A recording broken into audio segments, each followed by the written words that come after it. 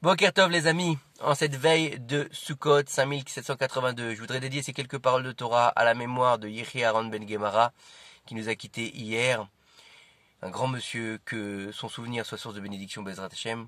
Ou les Avdil, pour la guérison complète et rapide de Esther Simcha Bat Mazal, que le Boukhou lui donne une grande réfoua chez les mains. Et bien sûr, pour tous les malades d'Israël, où qu'ils se trouvent. Il faut savoir que nous rentrons dans la fête de Sukkot, la fête qu'on appelle en français la fête des cabanes, la seule fête qui n'a pas d'équivalent chez les Goïm. Il y a la Pentecôte qui est Pessah, il y a Purim qui est Halloween, il y a Hanouka qui est Noël, il y a toujours une équivalence. Mais Sukkot, il n'a pas d'équivalence chez les non-juifs, à tel point qu'on nous dit qu'à la fin des temps, les non-juifs viendront se plaindre à Kadosh Baruch Hu en lui disant « Mais on comprend pas, tu as donné la Torah au Bnei Israël, si tu nous l'avais donné, on aurait encore mieux respecté qu'eux. » Alors qu'est-ce qu'il va faire à Kadosh Baruch Hu? Il va leur faire la Souka qui est une mitzvah complètement illogique. Pourquoi elle est complètement illogique? T'as une belle maison, t'es tranquille dans ton béton, ton salon, ton frigo, ta clim, et toi tu vas aller dans une maison d'Iratara, une maison qui est pas solide. C'est pour ça qu'on met pas la mezouza dans une souka, parce que c'est pas une habitation fixe, c'est une habitation qui est pas très stable et qui est éphémère aussi puisqu'elle dure que 7 jours. Et donc tu vas aller là-dedans, tu vas mettre tes affaires, tu vas vivre là-dedans, tu vas manger là-dedans, tu vas dormir là-dedans. C'est complètement illogique. Tu as tout le confort, tu vas dans une souka qui est pas super confortable. Donc il va les mettre là-dedans, tous les non-juifs, et puis à ce moment-là, Dieu, il va sortir le soleil de son arctique, de son écrin, et il va faire très chaud. Et qu'est-ce qu'ils vont faire les goïms? Ils vont sortir tellement qu'il fait chaud de la souka. Et en sortant, qu'est-ce qu'ils vont faire? Ils vont mettre un coup de pied dans la souka pour montrer leur mépris pour cette mitzvah. Alors c'est pas le fait qu'ils soient sortis qui est un problème, parce que il faisait trop chaud, et celui qui est à nous, donc qui est dérangé comme par la chaleur, par la souka, il ne doit pas rester dans la souka. S'il est trop dérangé, c'est comme quand il pleut, on reste pas dans la souka. Mais c'est leur mépris en mettant un coup de pied dans la souka qui va montrer que, en fait, ils remettent en cause, puisqu'ils n'arrivent pas à comprendre une mitzvah illogique, ils n'arrivent pas à comprendre toute la Torah. C'est pour ça que Akadosh Baruch Hu dit, je vous ai choisi et je vous ai mis sous les ailes de la Shekhinah. C'est pour ça que la souka, elle est représentée comme les ailes de la Shekhinah. Celui qui reste dans la souka, c'est comme si il était sous les ailes de la Shekhinah. Et il faut savoir qu'il y a 2 mitzvot qu'on fait avec tout son corps. Les 2 mitzvot qu'on fait avec tout son corps, c'est de vivre en Eretz Israël et de rentrer dans la souka. Pourquoi? Puisqu'on rentre dans la souka. C'est comme si on était avalé par la souka. Donc quand on est dans la souka, on fait une mitzvah avec tout son corps. Pas seulement avec ses bras comme les tefillin, pas seulement avec sa tête, pas seulement avec ses yeux, pas seulement avec son cœur. Non, avec tout son être, on fait la mitzvah puisqu'on rentre à l'intérieur de la souka. À tel point que nos sages nous expliquent que lorsque quelqu'un qui vit en Chutz La'aretz, il vit en France, il vit en Allemagne, il vit aux États-Unis, il rentre dans la souka, là-bas, en Chutz La'aretz, c'est comme si qu'il se retrouvait à ce moment-là sur la terre d'Eretz Israël. Donc combien est importante la mitzvah de Souka? Combien est grande la mitzvah de Souka? On nous dit que celui qui veut avoir une bonne année, si vous voulez une ségoula pour avoir une bonne année et une bonne santé et un bon shalom bayit, restez le plus longtemps dans la Souka. Parce que, Ufros alenu shukat shelomecha, il ouvrira sur nous les ailes. En fait, les ailes de la paix. En fait, la présence divine qui est représentée par des ailes, il déploiera sur nous en fait les ailes de la paix. Ça veut dire quoi? Ça veut dire qu'il déploiera sur nous sa paix. C'est-à-dire que la paix d'Akadosh Baruch Hu, c'est pas une paix comme nous on pense, on fait la paix, traité de paix, on signe. Non, c'est la paix d'Akadosh Baruch Hu. Il donnera la paix dans ta maison. Il empêchera le Satan de te nuire dans les choses que tu as besoin. Donc plus tu vas rester dans la souka, plus tu vas être à même de pouvoir en fait recevoir la bénédiction toute l'année Be'ezrat Hashem. Il faut savoir que cette fête, il y a bien sûr la mitzvah de Souka, il y a bien sûr la mitzvah de manger et de dormir dans la Souka. Bien sûr, on respecte la Souka, on fait attention de ne pas faire la vaisselle dans la Souka, laisser des affaires sales dans la Souka. Il faut avoir beaucoup de respect pour la Souka parce que c'est un endroit kadosh. Et c'est une des raisons aussi pourquoi on ne met pas une mezouza, parce qu'en fait, c'est une mezouza. Elle est tellement kdosha qu'il n'y a pas besoin de mezouza. C'est comme dans une synagogue. Dans une synagogue, on ne met pas de mezouza. Pourquoi? Parce que il y a la sainteté du lieu ne demande pas de mezouza. Il faut comprendre qu'il y a une autre mitzvah très importante de Sukkot, c'est la Arbat Aminim. Arbat Aminim, c'est quoi? C'est les 4 espèces. Il va falloir prendre les 4 espèces et les secouer. sur les 4 points cardinaux, en haut et en bas aussi. Et bon, bien sûr, c'est pas le Jedi, hein, on n'est pas avec une épée, on n'est pas là en train de faire non, non, pas du tout, hein. C'est pas ça les Arbata Minim. Nos Chachamim disent que les filles à Kabbalah, c'est un moyen de repousser de soi tous les mauvais esprits. Mais qui plus est, nos sages nous disent que qu'est-ce que ça représente ces 4 espèces? Pourquoi les 4 espèces? Nos sages nous disent que ça représente les 4 niveaux de juifs qu'il y a dans le peuple d'Israël. Par exemple, pour le premier, le hétrog, il représente le tzaddik. Il a un bon goût et il a une bonne odeur. Ça veut dire qu'il a du limud Torah, c'est quelqu'un qui a appris la Torah et qui a des bonnes actions. Le loulav, lui, il n'a pas d'odeur, mais il a un goût, puisqu'il produit des dattes, donc il aura un goût. Donc il nous dit, celui-là, c'est celui qui a étudié la Torah, mais qui n'a pas de bonnes actions.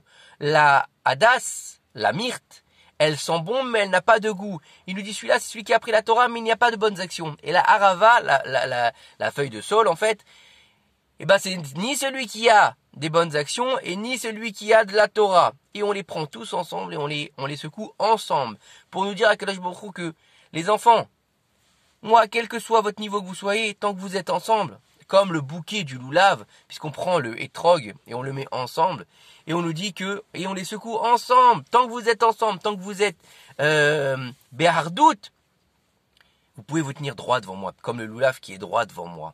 Vous pouvez vous tenir devant moi et moi je vais vous mettre sous les ailes de la Shekhinah.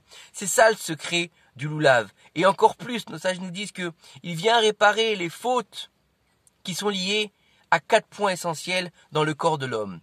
Si on regarde bien, nos sages nous disent que le hétrog, il représente le cœur de l'homme. Donc il va venir faire la réparation de toutes les besoins de la ta'ava qui sont par le cœur. Vous n'irez pas après vos cœurs. Ça veut dire quoi? Ça veut dire qu'il va faire la réparation. C'est pour ça qu'il faut avoir un bel hétrog. Il faut choisir un hétrog très méoudar, très bien pour faire la réparation de son cœur en fait. Pour qu'on enlève les mauvaises choses qu'on a dans le cœur. La haine, la jalousie, l'envie de la débauche, etc. Ça vient du cœur. Donc ça c'est le hétrog qui est rond et qui représente le cœur. C'est pour ça qu'on va le prendre avec la main gauche et qu'on va le mettre près du cœur quand on va faire les néa, quand on va bouger le loulav. Ensuite, il faut savoir que le loulav, donc qui est droit, qui est grand, qui est bien droit avec une arête au milieu, représente la colonne vertébrale de l'homme. Donc en fait, elle représente le mouvement, l'action de l'homme. Il va venir faire le tikkun des actions de l'homme. Donc ça, c'est au niveau du loulav. C'est pour ça qu'on n'a pas le droit de prendre un loulav qui est de travers et un loulav qui est ouvert aussi. Pourquoi? Parce qu'il faut être droit dans son service divin. Il faut avancer comme un homme, être en mouvement. C'est ça le service divin. Ensuite, on a la hadas, donc la myrte, qui représente en fait les yeux. Pour faire attention à ce qu'on voit. Garde tes yeux. Sache qu'il faut que tu gardes tes yeux, que tu sois un homme ou une femme, faut que tu gardes tes yeux. Faut que tu fasses attention à ce que tu vois. Faut pas regarder n'importe quoi, des choses qui sont pas de tsanoua. Et c'est pareil pour une femme. On pense que la tsniout, ça vaut que chez les hommes. Non, une femme, elle a pas le droit de regarder non plus des choses indécentes. Elle a pas le droit de regarder un homme qui est pas de tsanoua. Elle a pas le droit de regarder un autre homme qui n'est pas le sien. Il faut savoir tout ça. On pense que la tsniout, c'est quoi? C'est bien s'habiller et c'est tout. Non, c'est aussi comment tu parles, c'est aussi comment tu regardes, c'est aussi comment tu te comportes. C'est ça la tsniout. Et le dernière chose, c'est quoi? C'est la harava. La harava, la saule, donc elle est longue comme ça. Elle représente la bouche. Fais attention à ce que tu dis. Fais attention aux paroles qui sortent de ta bouche. Ne rentre pas dans ta souka pour dire des saletés. Ne va pas commencer à parler dans ta souka quel match a eu lieu, qu'est-ce qui s'est passé, j'ai investi dans telle chose. Non, non, non, non, non. C'est Ufros alenu souka shelomecha. Tu veux du shalom? Eh ben parle de shalom. C'est pour ça qu'il y a une grande mitzvah pendant les 7 jours d'inviter les Ushpizin. C'est quoi? C'est les 7 patriarches qui sont dans la souka, qui viennent chaque soir tous ensemble nous accompagner pendant cette fête de Souka. Et en fait, chaque soir, en fait, ils viennent les 7, mais il y en a un qui est, on va dire, le VIP. Premier soir, c'est Avraham, après Yitzhak, Yaakov, Moshe, Aaron, Yosef et David. C'est les 7 Ushpizin. Et donc, c'est pour ça qu'on a une coutume de mettre une belle chaise dans la Souka, une chaise qu'on aura décorée, et par-dessus, on met des livres de Torah pour la place du Ushpizin. Et bien sûr d'inviter les Ushpizin quand on arrive de la synagogue, on se met dans la souka et on fait la prière dans les livres de Sukkot pour inviter les Ushpizin, pour leur demander de venir avec nous pour pouvoir nous accompagner tout au long de la fête de Sukkot. C'est pas de la de la magie ou quoi que ce soit. Non, non. Ils sont vraiment là spirituellement. Bien sûr, c'est que les grandes sadikim qui peuvent les voir. Nous, à notre niveau, on peut déjà espérer qu'ils soient près de nous et c'est déjà une bonne chose. Maintenant, il faut comprendre une chose. C'est que, au niveau de la mitzvah de la souka, au niveau de la mitzvah du lulav, il y a une mitzvah de l'enanera avec la bracha. Il y a une mitzvah de l'échef basouka. Quand on mange du pain dans la souka, plus de kazaït, on dit l'échef basouka. Il faut savoir que les filles, Maran, Arav, Ovadia, Yosef, Zecher, Tzadik, Vekalish, Levrecha, d'accord? Et tous les poskim séfaradim, les femmes ont l'interdiction, quand elles mangent dans la souka, même plus que kazaït, de faire l'échef basouka. Il est interdit pour les femmes sfaradites de prendre le lulav et de faire la bracha. Nos sages nous disent que elles peuvent manger dans la souka, puisqu'elles n'ont pas de mitzvah, puisque Mizman, Shazvan, Gerama, Nashim Torot, une mitzvah qui dépend du temps, les femmes en sont, elles sont dispensées. Donc en fait, elles sont pas obligées de manger dans la souka, mais elles peuvent, ça leur donne des mérites. Elles n'ont pas l'obligation de bouger le lulav et le hétrog, mais elles peuvent. Par contre, il est interdit et strictement interdit de faire la bénédiction dessus.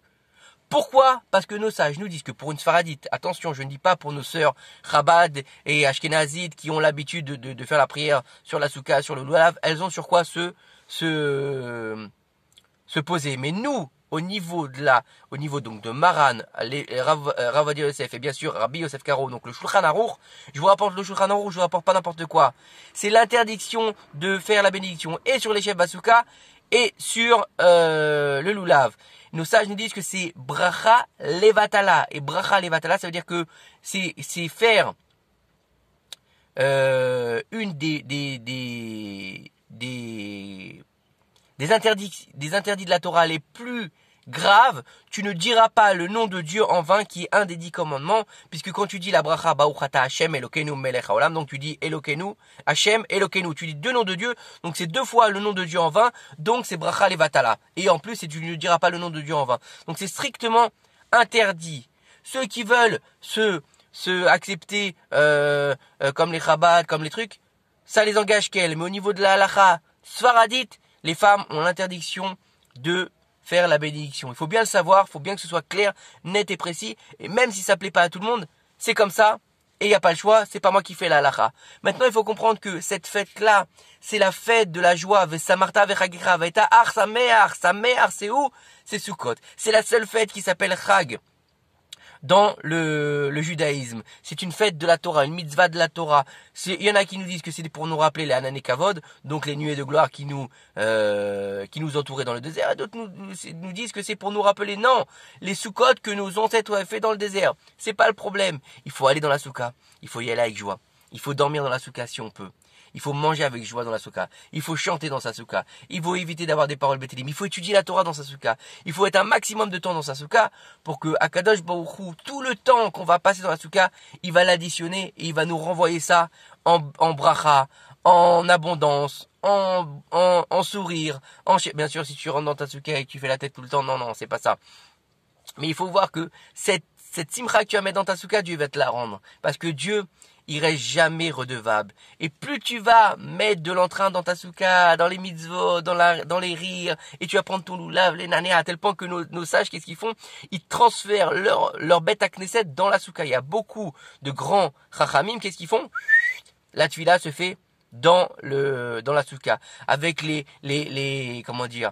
Avec le Hoshanot, avec le lulav dans la souka. Et bien sûr, on prend le lulav, on va acheter un lulav Meoudar, on va pas acheter un lulav à 20 balles, vite fait, chez Oshara. Non, on prend le temps de prendre un beau lulav, propre, comme il faut, qui respecte les halachot. On fait sa souka correctement. On ne fait pas sa souka sous une terrasse, c'est interdit. On fait ça en fonction des halachot.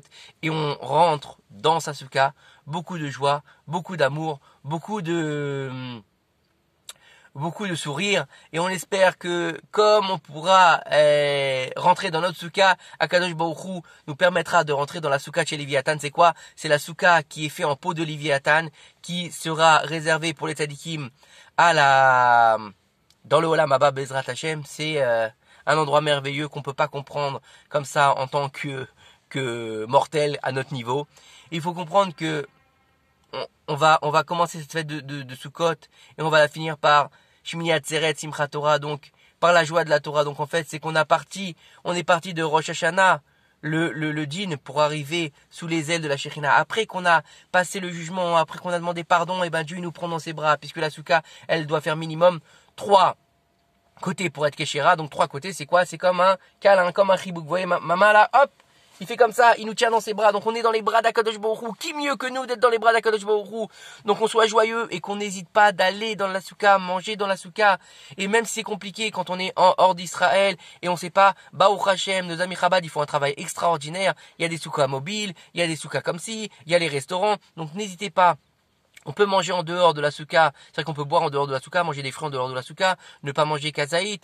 Mais le mieux, c'est tout ce qu'on doit manger, on le mange dans la souka. Et Be'ezrat Hashem, Akadosh Baruch Hu, par le mérite de notre investissement dans la souka, nous donnera une grande atzlacha, une grande bracha, une grande guérison pour tous les malades d'Israël, et qu'Akadosh Baruch Hu nous permette de voir enfin très bientôt le Mashiach Bimera B'Yaminu. Amen. À très très bientôt. N'hésitez pas à partager, à vous abonner sur la chaîne, même si je ne cherche pas les abonnements, mais ça peut toujours aider parce que ça peut aider pour le référencement, ça peut aider pour faire des directs. Si on arrive à 1000, on pourra faire des directs et ça pourrait m'aider parce que des fois j'ai besoin de faire un direct. Donc n'hésitez pas à vous abonner, à partager et à en parler autour de vous. Que Dieu vous bénisse. Chag Sameach.